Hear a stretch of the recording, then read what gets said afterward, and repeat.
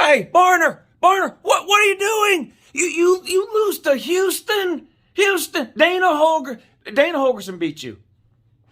Dana Holgorsen beat you. The guy couldn't win a game at West Virginia. My God. The SEC's winless in bowl games. Do you know what this does to somebody like me? I've spent the last 7 years pumping up the SEC. I'm the, what do they call a person that's in charge of a parade? The Grand I'm the Grand Marshal of the SEC Pride Parade. My God. The SEC's 0-3 this year in bowl games, and all 3 losses are the group of 5. What is happening? Missouri lost to Army. Army couldn't even beat the Taliban. And they somehow beat Mizzou. Florida goes out and loses to Central Florida. Florida's the only SEC school in its state. And it's like the 3rd best team. I don't understand. Oh, my God. And now the barn comes out and loses basically a home game, the Birmingham Bowl, to Houston. And the SEC improves its perfect record in the bowl season to 0-3. That's a perfect record. If you're winless or if you're undefeated, either way, that's perfect. A 0 in one of the columns. My God.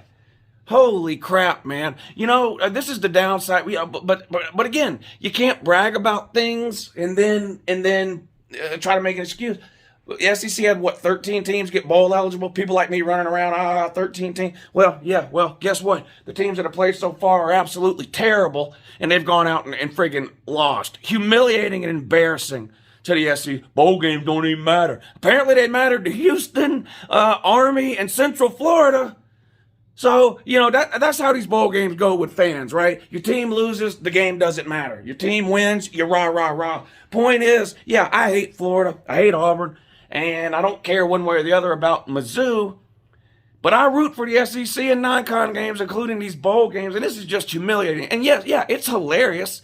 And it's, I'm going to enjoy all offseason ragging Florida about the fact they couldn't even beat Gus Malzahn and UCF, and Auburn fans that they lost to Dana Holgorsen-led Houston team. Yes, I will be laughing at that all offseason. But for right now, this is embarrassing and humiliating. Embarrassing and humiliating. Army, oh God, say it out loud. Army, Central Florida, Houston.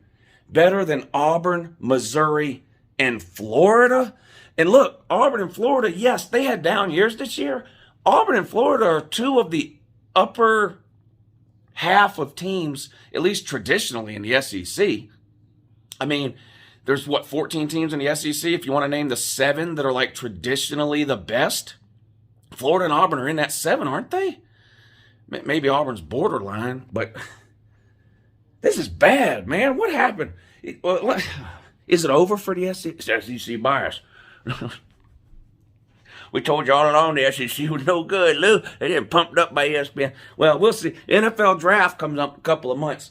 Which conference do y'all think is going to have the most players drafted?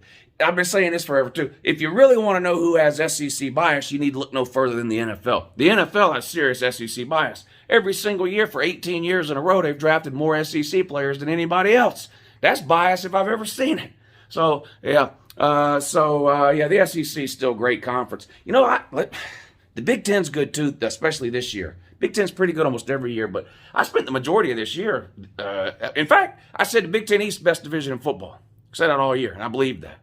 Big Ten may be better than the SEC this year. I don't know. It's close.